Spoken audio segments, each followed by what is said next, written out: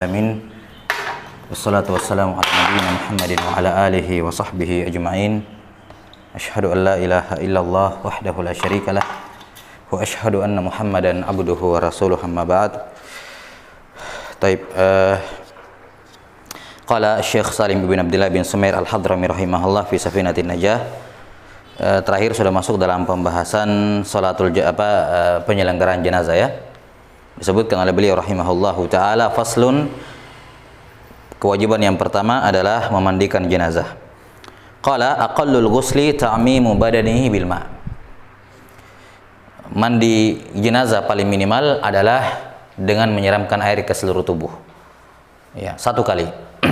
Yang dimaksud satu kali di sini adalah seluruh tubuh. Kalau dia membutuhkan air, dia membutuhkan 5 kali siraman untuk mengenai seluruh tubuh, maka 5 kali siraman ini dianggap sebagai satu kali. Dan juga tidak disyaratkan niat, karena niat dalam memandikan jenazah, yakni niat yang memandikan ini hukumnya sunnah ya, orang yang memandikan jenazah disunnahkan meniatkan memandikan jenazah. Taib. Qala rahimahullah wa akmaluhu. Sekarang bentuk tata cara mandi jenazah yang paling sempurna. Yang pertama kata beliau, ayyaghsila sawataihi. Dia cuci dulu kemaluannya. Dicuci apa? Kemaluannya. 2 kemaluannya. Depan, kubul dan dubur. Yang dimaksud di sini adalah dilakukan istinja padanya. Dilakukan istinja padanya. Tidak ada masalah seorang menekan perut mayit itu, ya, perut mayit dan sebelum kita masuk, untuk kepentingan dalam mandi jenazah dan seterusnya dari penyelenggaraan jenazah, disunnahkan ketika seorang itu sudah meninggal, maka dianjurkan bagi orang untuk yang menghadiri jenazahnya untuk melenturkan anggota tubuh si mayit sebelum menjadi keras, untuk memudahkan dia nanti dimandikan. Misalnya kalau dia sudah meninggal, ini pergelangan tangannya digoyang-goyangkan seperti ini biar lentur.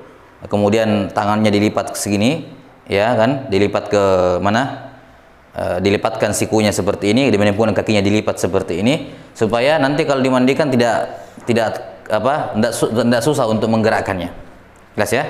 Nah, ini untuk kepentingan mandi jenazah dan seterusnya. Taib. Nah, kita kembali.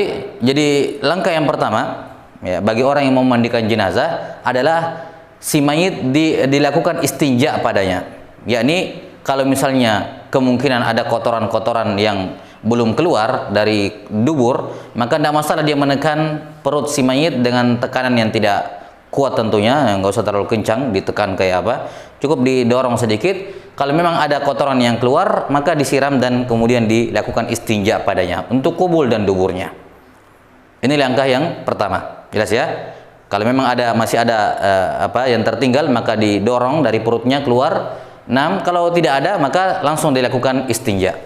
Langkah yang pertama. Langkah yang kedua, wa yuzilal qadara min anfih. Ya. Dihilangkan kotoran dari hidungnya. Kalau ada yang melekat pada hidungnya, dihilangkan. Kemudian wa yuwaddi'ahu. Langkah yang ketiga, diwudukan. Jadi diwudukan seperti wudu salat, cuci tangan, kumur-kumur, masukkan air ke hidung. Ya. Jelas ya, yang tentunya yang dimaksudkan dengan kumur-kumur dan memasukkan air ke hidung bukan dimasukkan air ke dalam, ya. Kalau hidung misalnya cukup tangannya yang basah kemudian dia sentuhkan, ya. Atau kalau bagian dalam mulutnya cukup air sedikit kemudian dikeluarkan. Dan tentunya sebelum bagi orang yang memandikan jenazah dianjurkan untuk memakai sarung tangan supaya tidak langsung bersentuhan dengan auratnya nanti yang disebutkan. Disunnahkan atau dianjurkan bagi dia untuk memakai sarung tangan. Jadi diwudukkan, ya, cuci muka, kemudian tangan sampai siku, usap kepala, telinga, kemudian kaki. Berikutnya wa ayyadluka badanahu bisidr. Digosok badannya dengan sidr. Digosok badannya dengan sidr, dengan daun bidara. Ya, yang dimaksud di sini wallahu alam adalah air dicampurkan, ditambahkan ke dalamnya bidara, ya. Ditambahkan di dalamnya bidara sampai walaupun berubah berubah sifatnya ini air, ya, dicampurkan bidara kemudian disiramkan sambil digosok-gosok. Sambil digosok-gosok. Nah. Kemudian yang terakhir, wa ayyusabbal ma alaihi salasan, dituangkan air padanya 3 kali. Ya, dituangkan air padanya 3 kali. Nah.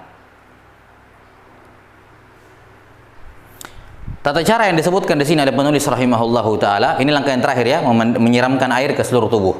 Di mana diawali dengan menyiramkan air bidara ya sambil digosok-gosok ke tubuhnya, kemudian apa? Dituangkan air 3 kali.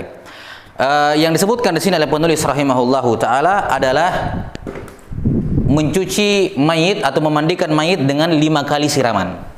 5 kali siraman. Atau bukan 5 kali siraman, 5 kali mencuci. 5 kali apa? Mencuci. Kan kalau siraman kan 1 kali siram ya.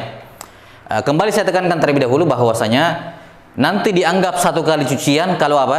Kena seluruh tubuh. Misalnya tadi pakai bidara. Ya. Ini kapan dianggap 1 kali siraman bidara? Kalau seluruh tubuhnya apa? Kena. Walaupun itu membutuhkan beberapa gayung misalnya, itu masih dihitung 1 semuanya. Atau dikatakan di sini dicuci badannya 3 kali. Setelah bidara, ya, kemudian dicuci badannya 3 kali. Apa maksudnya 3 kali di sini? 3 kali kena seluruh apa? 3 kali kena seluruh apa? Seluruh tubuh. Ya. Kalau misalnya untuk seluruh tubuh dia butuhkan misalnya 5 timba untuk seluruh tubuh, berarti 5 kali 3 15 timba. Nah, 15 timba ini dihitung 3 apa? Dihitung 3 kali karena yang dianggap atau dihitung sebagai 1 kali cucian adalah kena seluruh tubuh. Paham sampai sini? Jadi bukan 1 kali cucian yakni 1 kali siram, bukan. Ya. Karena yang dianggap 1 kali cucian yakni 1 kali yang mengenai seluruh tubuh. Ini betul-betul kita tekankan dulu. Baik. Para ulama menyebutkan bahwa dalam menyiram jenazah di fase terakhir memandikan jenazah itu paling minimal 3 kali. Paling minimal 3 kali. Bisa juga 5 kali, bisa juga 7 kali, bisa juga 9 kali, bisa juga 9 kali. Nah, bisa juga 9 kali. Taib, bisa 3, 5, 7 dan 9. Yang disebutkan oleh penulis di Safinatun Najah bentuk yang ini nih, yang kelima. Nah. Taib. Sekarang bagaimana kalau 3 kali? 3 kali. Yang pertama pakai bidara. Saya pakai B saja ya. Bidara. Baik. Kemudian setelah itu muzilah namanya. Muzilah itu untuk menghilangkan bidaranya dari tubuhnya. Ya. Muzilah apa ya? Kita pakai air. Ya. Untuk menghilangkan apa? Kan habis disiram bidara, kemudian apa? Disiram untuk menghilangkan apa? Bidaranya. Ya. Kemudian yang terakhir air bersih dan boleh dicampurkan dengan sedikit kapur yang tidak merubah apa? Jangan sampai merubah sifat air. Sedikit kapur, sedikit saja. Ya. Jangan sampai, tapi tidak boleh kebanyakan. Kapan kebanyakan dan merubah sifat air, maka tidak syah memandikan jenazah dengannya. Jadi air dan kapur sedikit. Ini berapa kali? 3 kali. Ingat. 3 kali di sini bisa jadi 1 kali beberapa kali siram. Baik. Bagaimana kalau 5 kali? 5 kali disebutkan di sini oleh beliau. Bidara, air pembersih, kemudian apa? Air bidara air dengan kapur 3 kali. Totalnya 5. 1 2 3 4 5. Ada sebenarnya tata cara yang lain, tapi nantilah. Ya. Jadi kalau dia mau mencuci jenazah 5 kali, maka caranya bidara, air pembersih, air campur kapur. Setiap kali kena seluruh tubuh. Bagaimana kalau 7 kali?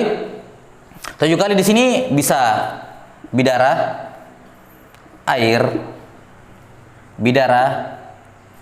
pembersih, kemudian air dengan kapur 3 kali.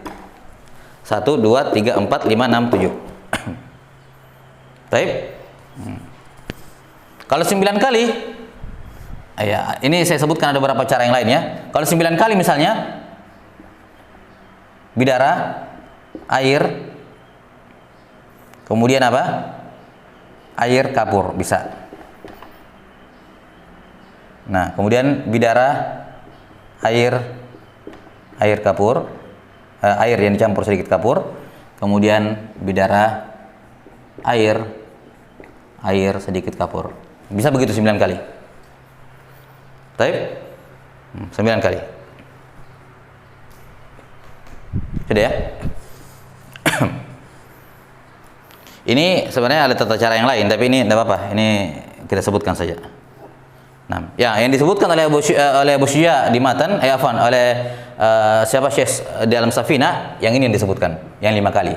Di mana beliau menyatakan yang pertama digosokkan tubuh dengan bidara. Kemudian langsung dikatakan air 3 kali. Yang dimaksud air itu air yang campur disunnahkan. Boleh ditambahkan kapur sedikit. Disunnahkan kapur sedikit. Beliau tidak menyebutkan air bilasan karena sudah dimaklumi. Yani setelah bidara dibilas baru masuk ke air ini. Jelas ya? Nah, ini tata cara memandikan jenazah. Tinggal dilihat saja. Boleh pakai 5, bisa 7, bisa 9, paling sedikit 3 kali. Paling sedikit 3 kali.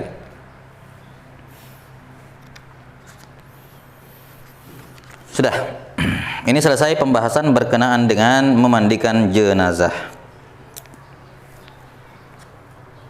Dan tentunya dalam memandikan jenazah, ya, yang paling afdol, ya, yang paling afdol, ya, yang memandikan jenazahnya adalah asobahnya. Asobah itu kerabat laki-laki terdekatnya, anaknya kalau dia anaknya sudah besar, atau cucunya, anak atau cucu, kemudian bapak atau kakek, kemudian saudara laki-laki, kalau yang meninggal laki-laki ya, saudara laki-laki, kemudian pamannya atau anak pamannya, sepupunya. Taib. Kalau yang meninggal perempuan, ya maka yang memandikan jenazah ya sama seperti itu, anak perempuannya, taib, anak perempuannya atau cucunya. Kalau tidak ada, atau ibunya, neneknya, apalagi, kemudian saudarinya, ya, kemudian saudarinya, kemudian anak saudarinya, ya, juga bisa juga ya, keponakan perempuan, sama juga tadi keponakan laki-laki, kemudian bibinya atau anak bibinya, sepupunya, ya. Jadi yang paling afdal dalam memandikan jenazah laki-laki adalah laki-laki yang terdekatnya, dan yang paling afdal dalam memandikan jenazah adalah adalah perempuan. Jenazah perempuan adalah perempuan yang terdekat dengannya, perempuan yang terdekat dengannya. Jelas ya? Nah,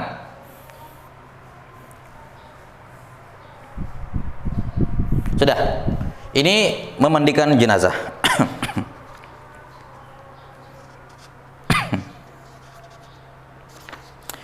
Tsumma qala rahimahullahu taala faslun.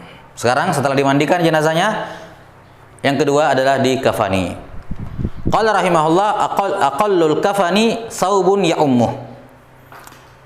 Kafan paling minimal satu kain yang menutupi seluruh tubuh. Satu kain yang menutupi seluruh tubuh. Perhatikan, pada dasarnya kain yang digunakan untuk mengkafan itu, lembaran kain yang dipakai mengkafan itu luasnya setidaknya, seandainya ini satu tok dipakai digunakan untuk menutupi seluruh tubuhnya, muat. Jadi itu untuk lebar, tinggal diperkirakan saja. Kira-kira untuk mayat sebesar ini ukurannya, ya, kain yang digunakan berapa meter misalnya, ya, atau berapa meter digunakan kain, yang mana seandainya satu kain ini digunakan untuk menutupi seluruhnya, maka tertutupi seluruh tubuhnya. Jadi ingat, ini kain atau ukuran kain kafan paling minimal, ya, yaitu saubun ya ummuhu, satu kain satu kain yang sudah cukup untuk menutupi seluruhnya. Misalnya ada orang miskin, ya, ada orang miskin yang tidak punya uang, ya, lebih ketika dia meninggal kecuali untuk untuk membeli satu kain kafan, maka satu saja dibeli, ya, kalau tidak ada yang membantunya dari kaum muslimin misalnya. Taib.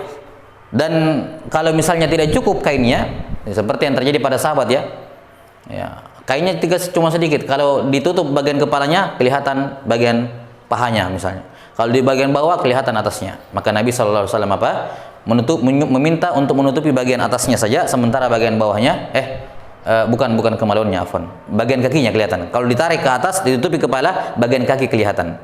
Kalau ditutup kaki, bagian kepala kelihatan. Maka Nabi SAW menyuruh untuk menutupi, menjadikan kain itu untuk menutupi kepalanya, sementara kakinya ditutup dengan idkhir,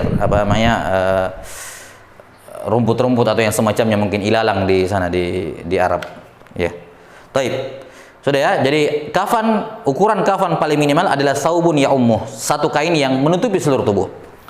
Wa akmaluhu lirrajul, sementara kafan paling minimal bagi laki-laki adalah salasul lafaif, 3 lembar kain. Walil mar'ati qamisun wa khimarun wa izarun wa lifafatan. Sementara untuk perempuan minimal yang paling sempurna adalah 5 kain. 5 kain. Baik. Untuk laki-laki, ya. Sudah ini, Son? Sudah? Hah? Sudah.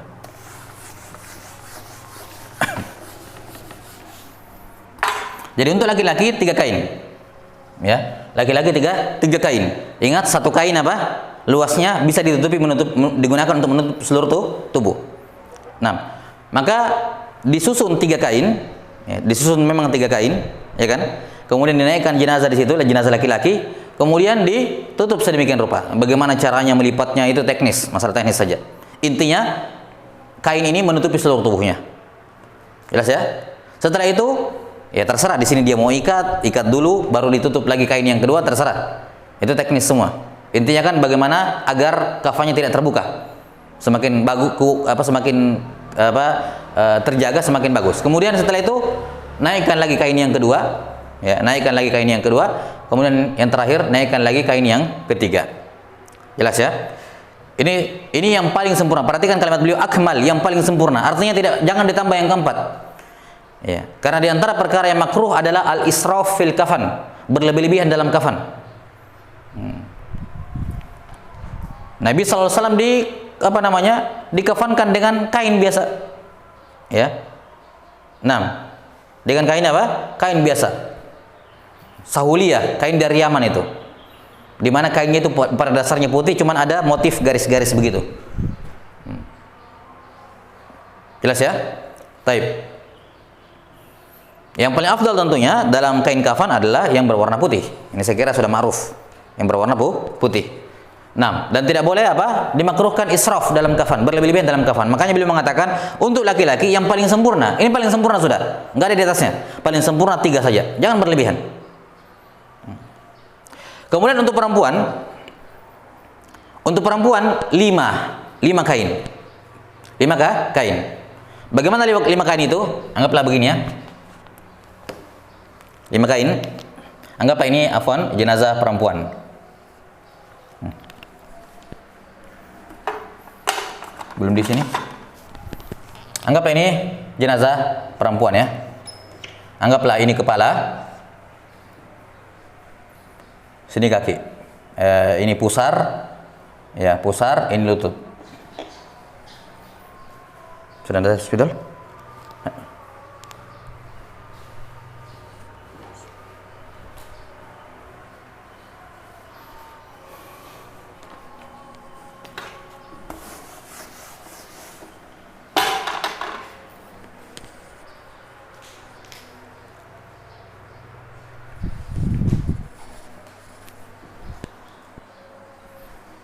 Semua itu. Taib. Tengah di sini. Anggaplah ini jenazah perempuan. Atau apa kita garis lurus begini aja. Ini kepala. Habis ini kepala atas ya. Kemudian di sini pusar, di sini lutut, misalnya ini kaki. Masalah. Contohnya. Dikatakan oleh beliau kalau perempuan paling maksimalnya 5, jangan juga berlebih, ya. Kalau minimalnya gimana? Minimalnya sama seperti laki-laki, satu kain yang menutupi seluruh tubuh. Perempuan dan laki-laki sama dalam kadar minimal, satu kain menutupi seluruh tubuh. Untuk yang pertama dikatakan untuk perempuan walil mar'ah 5 kain. Yang pertama komis itu menutupi sini sampai kaki. Sampai apa? Sampai anggaplah kalau komis sekarang kan sampai ke mata kaki ya. Anggap ini kaki, ini sampai ke mata kaki. Ini yang pertama. Dari leher, ini kan anggaplah kepala di sini ya. Dari leher sampai ke mata kaki. Itu kan komis ya, kamis ya. Berikutnya apa? Khimar. Khimar itu ini satu. Khimar itu yang menutupi kepala sampai ke dada. Khimar. Dua. Yang ketiga izar. Nah, izar itu yang menutupi pusar sampai lutut. Tiga. Kemudian 4 dan kelima adalah kain apa? Yang menutupi seluruhnya. 2 lembar. 4 dan 5. 4, 5.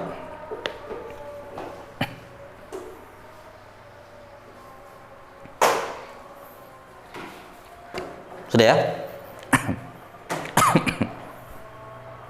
Perhatikan. 1, kamis dari leher sampai ke mata kaki. Kedua, khimar dari kepala sampai ke dada.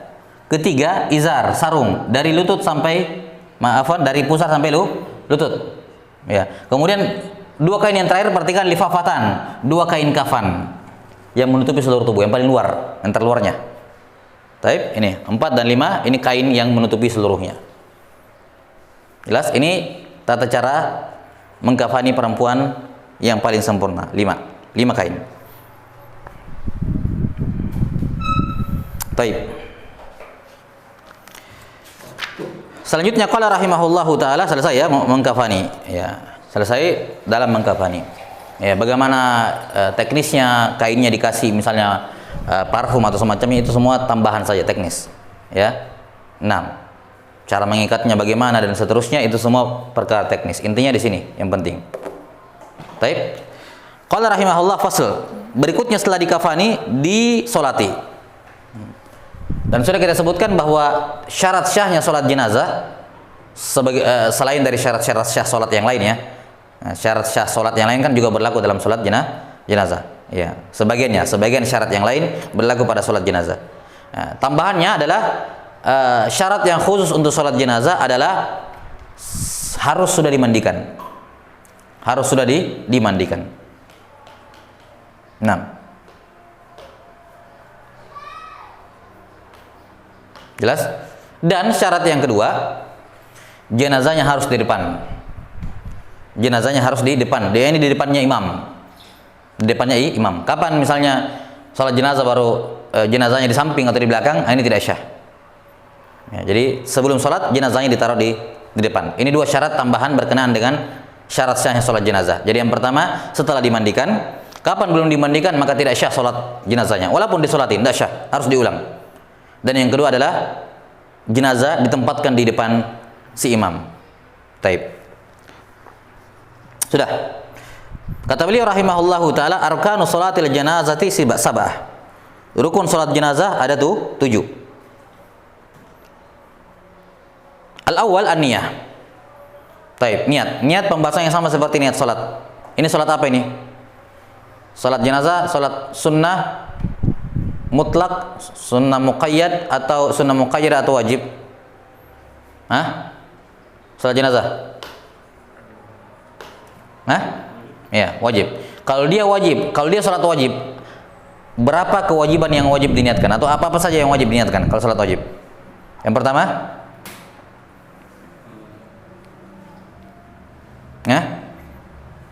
Hah? Yang pertama apa? Niat salat wajib apa yang pertama? Salatnya, qasdul fi'il, salatnya. Yang kemudian yang kedua? Ya, fardiyahnya. Salat fardu. Kemudian yang ketiga? Ta'yin, jenis salat jenazahnya. Misalnya dikatakan usolli fardhu al-janazah. Jelas ya? Usolli fardhu jenazah. Sudah berlalu. Yang penting, jadi yang pertama yang diniatkan qasdul fi'ilnya, salatnya. Kemudian yang kedua apa? Fardiyahnya. Kapan dia sudah meniatkan fard, maka sudah cukup. Tidak perlu tidak wajib menambahkan kifayah. Ya, tidak perlu dijelaskan ini fardunya fardu apa, ain atau kifayah, tidak perlu. Tapi kalau mau ditambahkan silakan, tidak ada masalah. Tapi ini kita berbicara yang paling minimal. Jadi usolli fardhu, kemudian al-janazah. Taib. Ini masalah niat, dan pembahasan niat sama seperti yang lainnya. Niatnya dimunculkan di hati, niat itu di hati dan dimunculkan pertama kali bersamaan dengan takbiratul ihram dalam sholat jenazah. Ini rukun yang pertama. As-sani arba'u takbirat. Yang kedua adalah 4 takbir. Empat-empatnya rukun. Empat-empatnya rukun. Ucapan Allahu Akbar. Empat-empatnya rukun. Taib. Kemudian yang ketiga, artinya kalau ada masbuk, lantas cuma dapat 3 takbir, ya ditambah sendiri nanti 1 takbir belakang terakhir. Jelas ya? Nah, kemudian yang ketiga, al-qiyamu al-qadir. Berdiri bagi yang mampu. Tidak syah salat jenazah dalam keadaan duduk, kecuali bagi yang tidak mampu. Rukun yang ketiga, as-salis al-qiyamu al-qadir. Berdiri bagi yang mampu. Ar-rabi' qiraatul Fatihah, membaca Al-Fatihah, rukun juga. Ya. Jadi membaca Al-Fatihah rukun. Namun pada takbir keberapa dibaca Al-Fatihah? Kata para fuqaha, yang paling afdal dibaca di takbir yang pertama. Ya, ini paling afdal. Namun kalau misalnya dia lupa atau enggak baca di takbir yang pertama, dia bisa baca di takbir-takbir berikutnya. Misalnya dia masbuk di takbir pertama ya. Ya. Misalnya ya. Takbir kedua, atau misalnya dia melamun atau ngapain tidak baca Al-Fatihah, imamnya sudah takbir kedua, maka dia takbir kedua, dia masih boleh baca Al-Fatihah di situ dan masih syah. Jadi yang rukun adalah ucapan bacaan Al-Fatihahnya. Adapun tempatnya, dia boleh baca Al-Fatihah di takbir keberapa saja, 1, 2, 3, 4, tapi yang paling afdal di takbir yang pertama. Taib. Al-Fatihah dengan aturan sama seperti sholat biasa. 6. Kemudian al-khamis, yang kelima, as-salatu ala nabi sallallahu alaihi wasallam ba'da tsaniyah. Nah, ini. Yang kelima adalah ditekankan tempatnya. Perhatikan di rukun yang keempat cuma dikatakan membaca Al-Fatihah, enggak disebutkan di takbir keberapa. Ya, menunjukkan boleh di takbir mana saja, tapi yang paling afdal di takbir yang pertama. Rukun yang kelima, salawat kepada Nabi sallallahu alaihi wasallam setelah takbir kedua. Ini ditentukan tempatnya. Enggak boleh pindah. Kapan baca salawat selain di takbir yang kedua tidak syah. Jadi yang rukun adalah salawatnya, dan yang kedua tempatnya. Tempatnya ditentukan di takbir yang kedua. Tidak boleh pindah-pindah. Lafaz salawat yang paling minimal ya Allahumma sholli ala Muhammad. Allahumma sholli ala Muhammad. Ini paling minimal. Paling afdal, yang paling panjang, paling afdal adalah salawat Ibrahimiyah. Sama seperti salawat di tasyahud. 6. Ini rukun yang kelima. Salawat kepada Nabi sallallahu alaihi wasallam, dan ditentukan tempatnya harus di takbir yang kedua, setelah takbir yang kedua. Di mana lafaz salawat paling minimal Allahumma sholli ala Muhammad, dan lafaz salawat yang paling lengkap adalah salawat Ibrahimiyah, sama seperti dalam tasyahud. Rukun yang keenam, as-sadis ad-du'a lil mayyit ba'da salisah. Mendoakan mayit setelah takbir yang ketiga. Ini ditentukan juga tempatnya. Ditentukan juga apa? Tempatnya. Jadi rukun termasuk rukun mendoakan mayit, dan termasuk rukun doa mayit untuk mayit itu dibaca di takbir yang ketiga. Ya paling minimal misalnya Allahumma gfir lahu warhamhu, itu paling minimal. Kalau doa paling sunnah ya ada beberapa doa yang warid dari Nabi sallallahu alaihi wasallam, seperti dalam hadisnya siapa? Abdurrahman bin Auf ya. Nah, Allahumma gfir lahu warhamhu wa'afihi wa'fu anhu ila akhir doa. 6. Jelas ya? Tapi intinya doa bagaimana saja. Ya, tidak mesti dengan doa yang warid dari Nabi sallallahu alaihi wasallam. Dia mendoakan secara umum, tapi dikhususkan untuk mayit, bukan doa untuk mukminin dan mukminat misalnya. Doa untuk mayit. Taib. Kemudian as-sabi' adalah as-salam. As-sabi' apa? As-salam. Ya. Menunjukkan bahwa pada takbir yang keempat tidak ada bacaan. Tidak ada bacaan. Ini rukunnya. Bukan tidak ada bacaan. Tidak ada bacaan yang rukun pada takbir yang keempat. Tapi ada bacaan yang disunnahkan pada takbir yang keempat. Setelah takbir yang keempat disunnahkan membaca apa? Pada takbir yang keempat disunnahkan membaca Allahumma la tahrim alaina ajrahu wa la taftinna ba'dahu waghfir lana walahu. Allahumma Ya, la tahrim alaina ajrahu. Afwan, la tahrim alaina ajrahu wa la taftinna ba'dahu waghfir lana walahu. Gitu ya. Ini sunnahnya. Tapi kalau dia tidak baca juga di takbir yang keempat juga tidak ada masalah. Iya. La tahrim alaina ajrahu wa la taftinna ba'dahu waghfir lana walahu. Taib. Kemudian rukun yang terakhir adalah assalam. Ya, salam. Ya, ini sama seperti sholat hukumnya pembahasannya ya. Ya, ini salam yang pertama saja yang rukun. Adapun salam yang kedua hukumnya sunnah. Taib. Ini tata cara menyolati jenazah. Ini rukun sholat jenazah. Adapun sunnah-sunnah sholat jenazah, yang pertama. Sunnah-sunnah sholat jenazah yang pertama adalah mengangkat tangan setiap kali takbir. Ya, mengangkat tangan setiap kali takbir. Yang kedua, membaca ta'awudz sebelum Al-Fatihah. Membaca ta'awudz sebelum Al-Fatihah. Adapun doa iftitah tidak disunnahkan. Ya, doa iftitah tidak disunnahkan. Enggak disunnahkan membaca doa iftitah dalam sholat jenazah. Namun ta'awudz disunnahkan. Taib. Kemudian sunnah-sunnah yang lain ya seperti tadi ya, membaca salawat Ibrahimiyah, itu sunnahnya. Kalau rukunnya kan Allahumma shalli ala Muhammad. Kemudian sunnah yang lain itu tadi membaca pada takbir yang keempat ya, Allahumma la tahrimna ajrahu, ya, la tahrimna ajrahu, jangan haramkan pahalanya, yakni pahala musibah kematiannya untuk dari kami, jangan haramkan pahalanya dari kami. Wala taftinna ba'dahu, jangan fitnah uji kami setelahnya. Ya. Waghfir lana walahu, ampunilah kami dan ampunilah dia. Ini di sunnah, termasuk sunnah bacaan pada takbir yang keempat. Kemudian sunnah berikutnya adalah salam yang kedua, ucapan salam yang kedua, yang ke kiri. Nah, taib, saya kira cukup itu berkenaan dengan salatul janazah. Wallahu alam bissawab.